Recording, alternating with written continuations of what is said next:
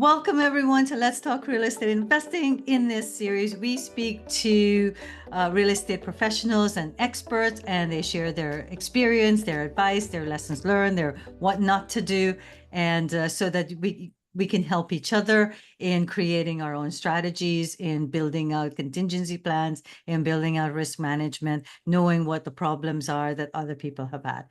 My name is Debbie Balfour. I'm a real estate investor and a real estate investing success coach. I help my clients who are real estate investors to find their and build their personalized real estate investing strategy and scale efficiently so that you can start enjoying financial freedom and time freedom. So that's where the scaling efficiency comes in. We build out systems and processes so that you can start giving back yourself some time so you can start enjoying that time freedom now instead of, spending all this time in the business instead of on the business. Today, my special guest is Patricia Wilson. Patricia is a real estate investor. She specializes in student housing and co-living, and she's going to give us our topic today will be about learning about the benefits of investing in student housing. Patricia is I'll read this so I can get this right. So Patricia has been dedicated to providing high quality student rental housing since 2011. So she's a bit of an expert on it now after doing it for over 10 years. 13 years. Right? 13 years. Yeah. The primary goal is to make sure that our students feel 100% comfortable and secure. And as parents, that's what we want to make sure for our kids. And especially us as helicopter parents now, it's really important for us to pick, good, safe housing, know that our kids are in a nice place. Patricia is also a marketing producer with 30 plus years of experience. Her marketing skills are the foundation in maintaining a low vacancy rate, which has been crucial for positive and healthy cash flow over more than a decade. This cash flow has been crucial for her family when, she was a stay-at-home mom, raising her 3 sons and her husband in Squamish, BC. So her sons are now 16, 18, and 20. And it's time to start increasing her real estate portfolio holdings. And she hopes that her sons will also learn from what she's doing and start taking action and get involved in her real estate investing. So before we get into our topic today about the benefits of investing in student housing, Patricia, can you give us a little bit more of a journey? Synopsis of your journey in real estate investing. Yeah, our journey in real estate investing started in 2001, 2002. And Brendan started listening to Ozzy Giroux. I'm not sure if people know about him. He's based in BC, big real estate guy. And we joined his group, Real Estate Action Group, REAG, in 2002. And we soon were putting what we learned into action. Our first purchase was an up-down foreclosure duplex in Squamish. We lived upstairs, rented downstairs. That paid for the rent. I was pregnant with my first son. So it was a good introduction. And what that home gave us, because it was a foreclosure, we literally bought it pure luck. But not really, because we took action, right? Exactly. It's not luck. It's not. We took action, but literally a month after we got the keys, the Vancouver Olympics 2010 announcement was announced, and we made 50 grand overnight. Our property value went 50 grand. Nice. And so from that foundation house, that duplex, we've literally have pulled equity from it, or when we finally sold it, everything from that house grew our portfolio that we have now. And from that house, we bought the home we have now. We bought Arizona, and we bought the duplex in Nanaimo. That is the student housing, one side in 2011 and one side in 2014. It's got 6 bedrooms aside. I've been managing it. I quite enjoy it. I quite enjoy meeting the students. I'm not your traditional student housing investor per se. All the other student housing investors I've met, they're very hands-off. I like meeting people. So I like meeting the students and I like meeting the parents and helping the parents feel happy about their child leaving home. Through the decade, I've had a mix of, I always have a mix of demographics, but I also have a mix of first time leaving home, having no clue what to do. Mummy's not there anymore. And people from all over the world coming to do their master's of administration, a master's degree or master. Um, so they're in their 30s or late 20s. Like I've had people in their 40s coming to do their masters. So I've always had a very diverse um, demographic Tenant tenant client. profile. Yeah. My goal is always for them to get along. So I have a very good history of my tenants becoming friends. I have 2 marriages under my belt, which I find funny. Instead of the love boat, the love house. The love house, exactly. So I'm not saying it's been easy. No, it's there have been students that I'm like, dude, really? And they're students. That's the young ones, but I enjoyed the process. So Mhm. right now I'm in the process of trying to grow our portfolio to get 2 more houses. I would love 2 to 3 more houses to create the student housing scenario, which in the last since COVID has become more co-living in Nanaimo. Nanaimo, about a third of the tenants now have graduated, have they're no longer students, they're working full time, but they do not have the income to rent alone or even rent a 2-bedroom in Nanaimo. As you know, the Mhm. housing crisis is across the nation and vacancy rate is 2% or lower in all major cities in Canada, according to CMHC. And so I don't care. I like the model of room rentals because I'm never empty. If one room Mhm. is empty, I'm still breaking even or cash flowing. Um, I like the fact that there's short-term, mid-term, and long-term leases, so I can increase the rent when I feel necessary. And I like it's almost like the new wave that we're hearing as real estate investors because of the housing shortage, the multiplexing, that term we're hearing more and more now because of the zoning changes and stuff. The land is becoming, you got to use the land more. We got to utilize the land so more people Mhm. can live, have a home. Basically, that's what student housing is. I find a beautiful home. I'm furnish it with contemporary furnishing, make it beautiful, make it attractive and homey. And I usually add 1 or 2 rooms or convert something. All of my rooms have windows. Like I said, priority is making sure they're safe and secure. So that's basically the progression we've done since I started investing in 2002. So can you define for everyone what co-living is? Co-living is basically young adults or adults, single adults really, that cannot afford a 1-bedroom or even a 2-bedroom apartment by themselves. And they do not want to live alone too. So they go into a co-living situation where they rent a room and share the bathroom and the kitchen, common areas, exactly like student living. The newer co-living homes actually that are being built that I've noticed have each bedroom has a bathroom. So then in itself, you can increase the rent per room. With my scenario, only the master has the ensuite. But I have enough bathrooms to accommodate the amount of students Mhm. that the house can handle. But co-living is basically adults living together. They're roommates, but they're not. Most of the time they're complete strangers when they meet.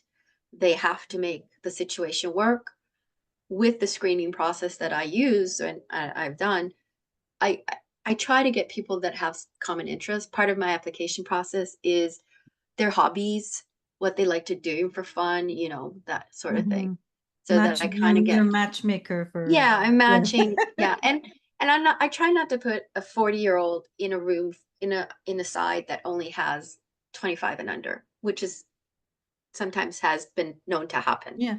Actually, after speaking to you, Patricia, I converted my Penticton place into co-living, and I do have a 40-year-old with two younger ones, and she's been amazing because she's like den mother, She's right? the den She, mother. yeah, she takes care of them. She makes sure the place is clean. She updates me on what's happening. So Yes, if it's that kind of person that you can trust and would yeah, want to be that person, then yeah, exactly. I'm not saying I haven't had to do it because yeah. sometimes, I can't, just because of the age difference, he still was a good tenant profile and whatever. But I have that conversation with him and the other tenant. Mm, There's an age difference coming into play here, guys. Blah, blah, blah. This is right. there. I introduce everybody and make sure. And the one time I had a 60-year-old in, he Mhm. lived in the downstairs. He was there by himself because the other two tenants had gone on vacation, and the three upstairs were party animals and had their girlfriends over a lot. He would text me just laughing or call me and laughing. He goes, "Oh, to be young again." He loved it. It gave him a whole bunch of energy. He was technically challenged, so the other tenants would help him with his iPhone and his computer Oh, nice. and stuff like that. So it Mhm. worked out fine. It worked out fine. Mm, The energy has to be right. right. And yeah, I think that what it comes down to. So when I screen, I make sure I do Zoom. Back in Mhm. the day when I started, it was Skype. And I would be doing it in the middle of the night with someone in India or China or BC. Yeah. Yeah, I get a mix. The tenant profile has definitely been a mix throughout the decade of local, national, and international students. So, yeah, so we're calling this student housing, but like you say, some of them stay on, some could be just young adults, just professionals. So, Yeah, but it does follow the student housing kind of yeah. model. I just use Yeah. student housing because most people understand the What concept that is. immediately. Exactly. Yeah. And then if we like our conversation now, I explained that actually a third of my tenants are now young adults Mhm. graduating professionals. Yeah, they're Yeah. working their careers Definitely. and And saving the it's money. a big thing. So like I converted my Airbnbs into co-living Hmm. and they got snapped up so quickly because of the Yeah. same reason. Nobody like people can't afford to rent a one-bedroom apartment for Mhm. themselves. And So and you it's probably an like me, opportunity. you've made them attractive. They're Yeah, nice. oh yeah, they were Airbnbs, so they're Yeah. beautiful. Yeah. Mm, So and then on a flip side from an investing point, if they look beautiful and you can charge more. definitely. Yeah. Yeah. So yeah, now I'm getting, if like, so this is an opportunity for those people that are out there that have, it's like, okay, long term isn't working for me now. You've got it vacant, of course. Yeah. You don't have to evict your tenants, but it's vacant and you're looking for now, new tenants. This is an opportunity to say, can I do it as either a student housing or if you don't have like a college or something nearby, then co-living, it's the Co-living. same concept. You get professionals, you get like I've got in mind people that are working for a care facility. Yeah. And then I've got one that's working in a restaurant and others are like, a boy that just decided he's ready to leave home and another that's there he's got a student painting business, so he's there for 6 months. So you've got like there are That's what I love different about it too. clientele out You there. you bring in a lot of diversity Hmm. and you make it work. Yeah, And I think definitely. that is what part of a lot of housing. Like that's what we have to look at. We have to think outside the box. Box, definitely. Yeah. Yeah. And when you can do that, then you're getting more because Yeah. like, definitely. Yeah. And if Most you people. furnish it nicely and Uh-huh. you're saying, hey, you bring your suitcase. You don't Yeah. have to buy all these things for Yeah. yourself. And the other So, thing I do when I'm looking at a new property to invest in, I look at the floor plan and see if I can build a wall to create another room. I don't Because the duplex is originally 4 bedrooms and a den. So I've converted the den into the bedrooms, obviously, and then the downstairs living room, I made a room out of the third of the room of the living room. They still have a living area upstairs and downstairs, but I made the sixth room that way. Nice. Yeah. Yeah. So So if the great. layout works, that's the first thing. When I'm looking at new purchases, Yeah, if you've first got thing a I do. separate heating source, if you've got a Yeah, separate window yeah, and a light yeah. in there, then it can be considered a bedroom. If Hmm. that's so, yeah. Yeah, that's the minute I look at that too. Mhm. So lots of great ideas for, people that are kind of struggling right now. Yeah, especially with the Think outside the Airbnb box. scenario. And a lot of people have Airbnbs in nice locations that are, a lot of professionals are there. So there is a whole nother demographic you can Yeah. reach out to. And you can still service like right now the nurses are stuck. They don't have a place to stay because you Mhm. can't do Airbnbs. Well, if you've got these rooms, you Yeah, can still service them in that way. So yeah. yeah, great thing. And So and with the BC Tenancy Act, student housing, co-living, rooming house, whatever you want to call it kind of falls in a gray area. But I don't mess with the BC Tenancy Act. I use the same um, lease agreement, everything from the Tenancy Act. I use the condition inspection reports, everything. I don't mess with because it's a losing battle for yeah, any landlord. I'm the same. Anything over 30 days, they get a lease agreement. Yeah. Yeah. So what are some of the pros of student housing? The main pro is the cash flow. Like this duplex, the two duplexes that I mentioned as a 4 bedroom, den, 3 bathrooms, whatever, it would rent out for $3,500 just by itself, not even up and down, right? Because there's no Mhm. second kitchen in it. I make almost 5,000 each side. So the cash flow is substantial. There's a substantial difference. The rooms are rented. The ensuite is rented at 1,100. And all the other rooms are around 750 to 650 to 825, depending on the size of the room. So do the math. There, though, that's the main benefit. It is a higher cash flowing option. Mhm. The other benefit that I really like, and I've mentioned it earlier, is it's never empty. One student leaves, another one will be there, or a co-living. Like I always have a lease in place to break even.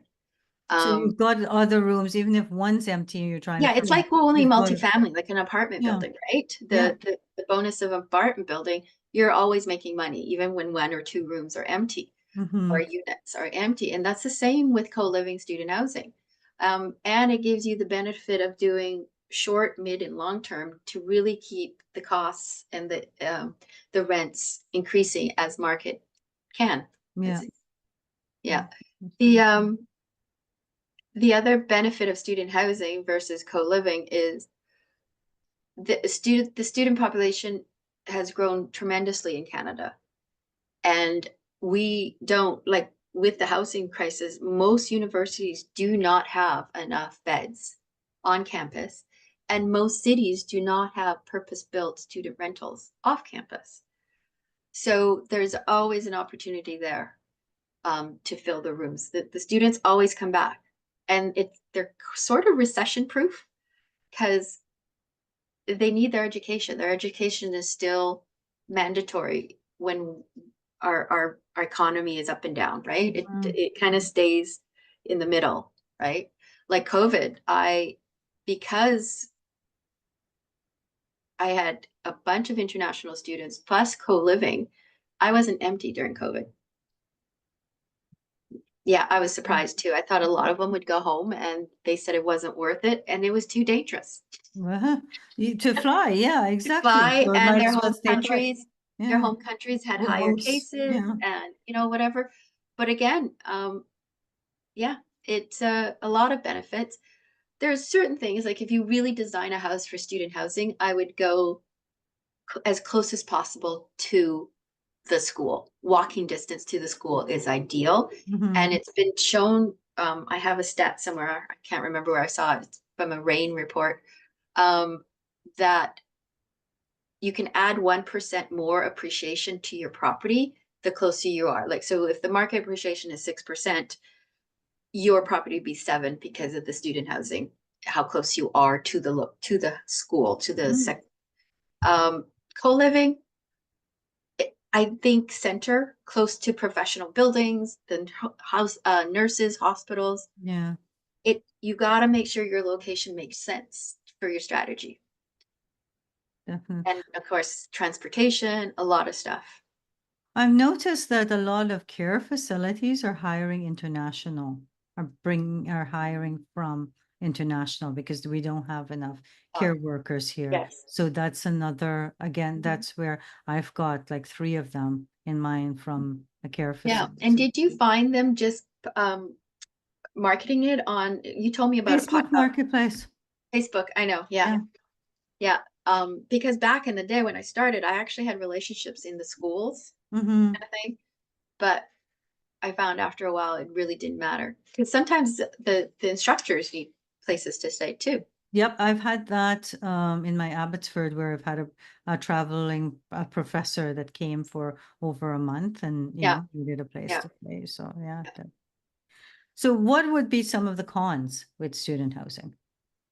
The cons is wear and tear. There is more wear and tear. Um, the other con is you have to be more hands-on.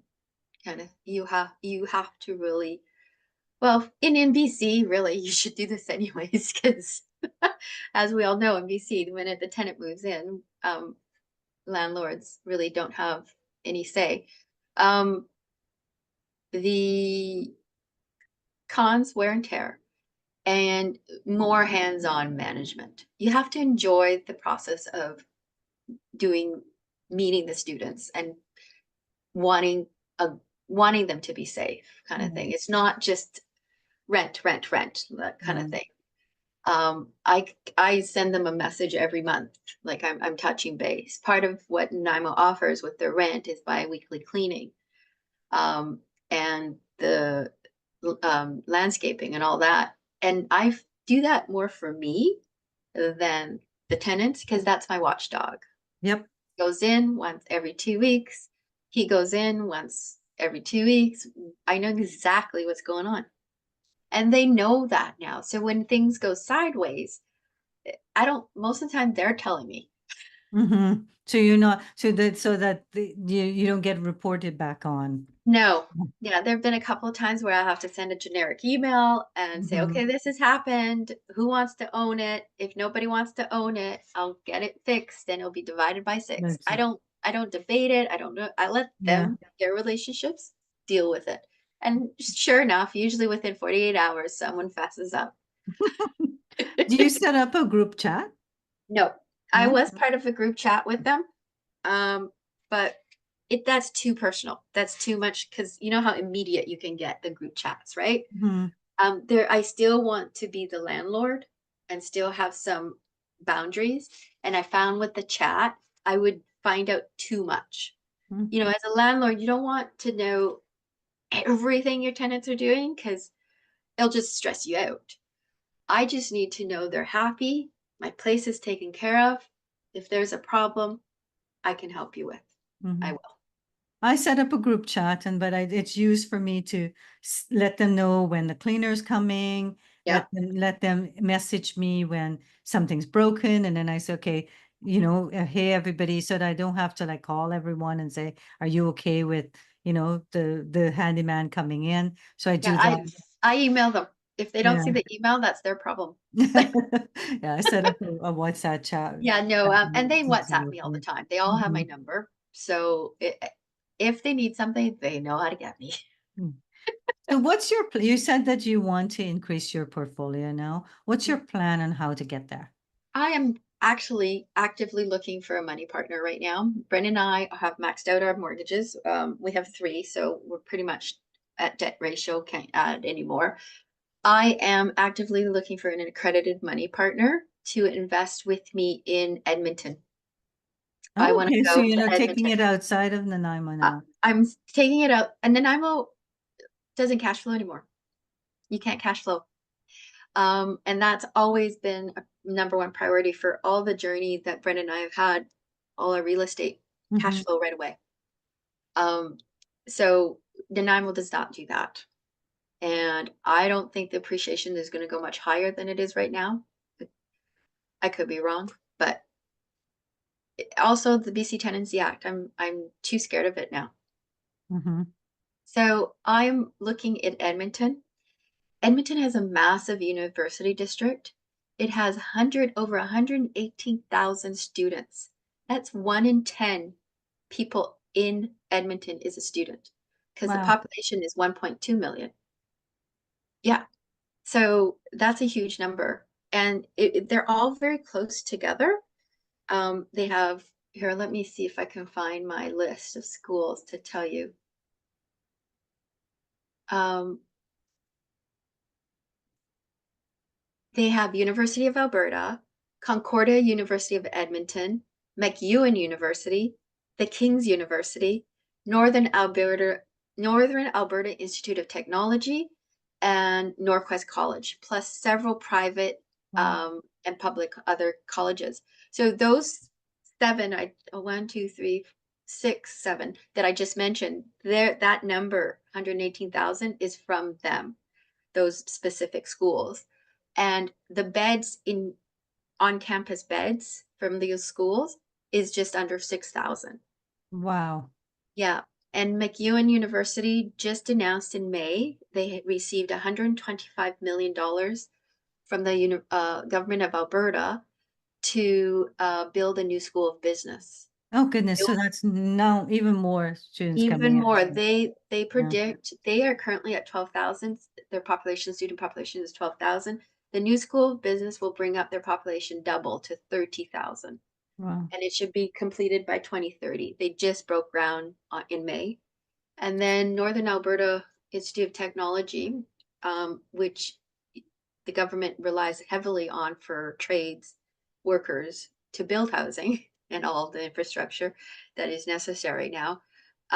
They just got $45 million from the government of Alberta to start the design phase for their new, what is it called? Let me look up my notes here. They call it the Advanced Skills Center. And that will be a 640,000 square foot learning space and will boost the student capacity will be doubled.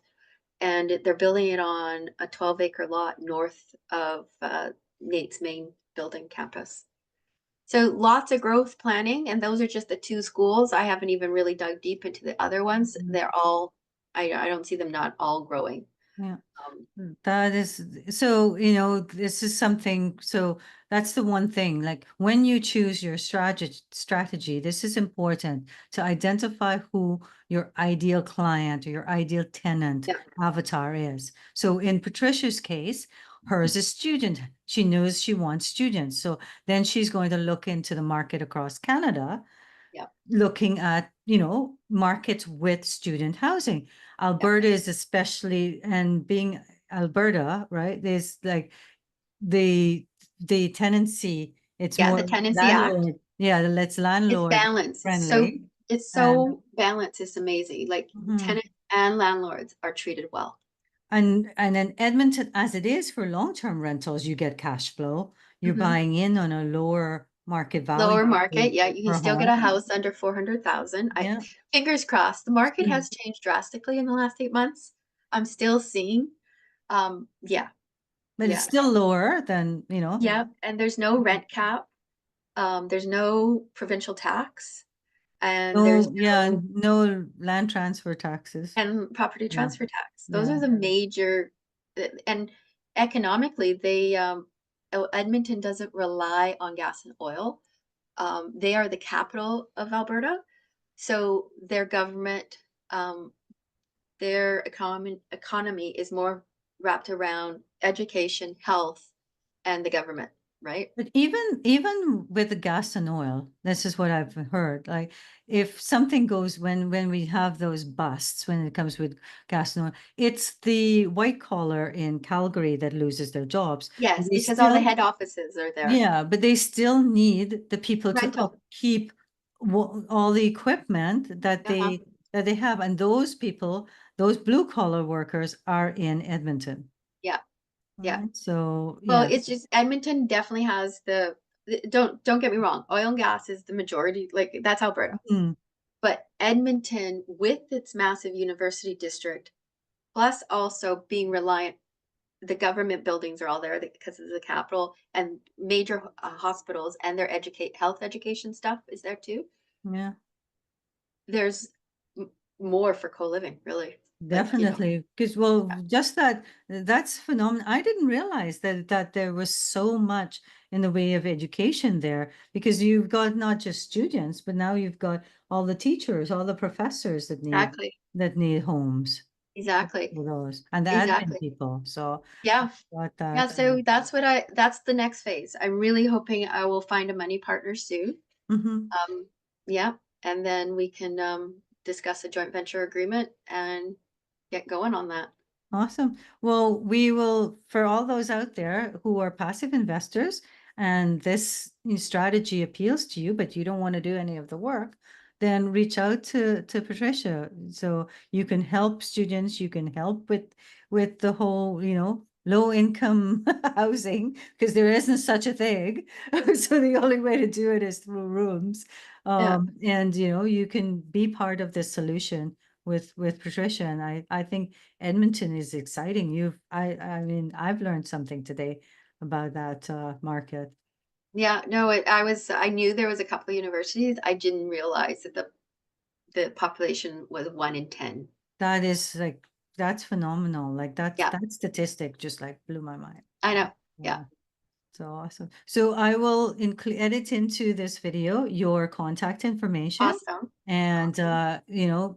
please reach out to Patricia if you're interested in just learning more about student Yeah, housing. no, I love talking about this, and I'd love to help anyone that wants to do it or doesn't want to do it but wants to make some money with me.